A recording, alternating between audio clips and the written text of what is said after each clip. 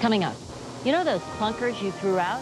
This man never met a bad idea he didn't like. Now here's a delicious product. This is garlic cake. Glass of Miller Clear. Unless you live in Minneapolis, Austin, or Richmond, Miller Clear's 3 test markets, you've never enjoyed one of these. And you never will. Because earlier last month, Miller Clear beer, like thousands of household products launched every year, was pulled from the shelves. A flop. I know you're as heartbroken as I am. So we wondered, where do consumer products go when they die?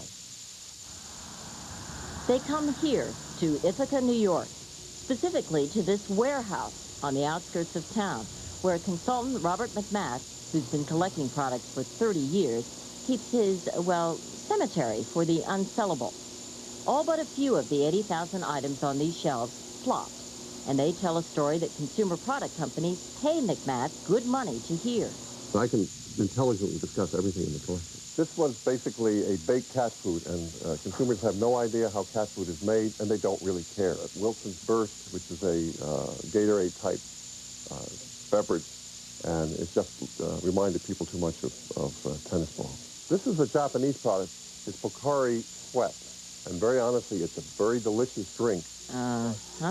As you walk among these ranks of the rejected, it's comforting to think of all the possible meals you've been spared. For instance, you'll never have to worry about sitting down to a dinner of parsnip chips, followed by Gerber's singles, either creamed beef or ham casserole, with light yams, a choice of stripples, or crispy strips, dehydrated puffed carrots, Dr. Nut, or Harley-Davidson heavy beer, and then a delicious dessert of chocolate Band-Aids.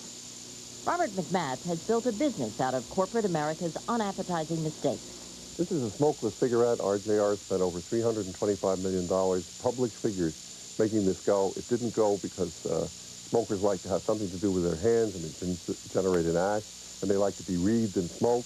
And they weren't the only company that got burned. Here's an interesting product, Burple. That's what's known as a noisy product. Now, here's a delicious product. This is garlic cake. I think the problem was that the idea of a roach eating his last meal and maybe dying out in view disturbed the people. The Roach Motel is a great idea, nice and comfortable, and they go in, they never come out. And what about clear products?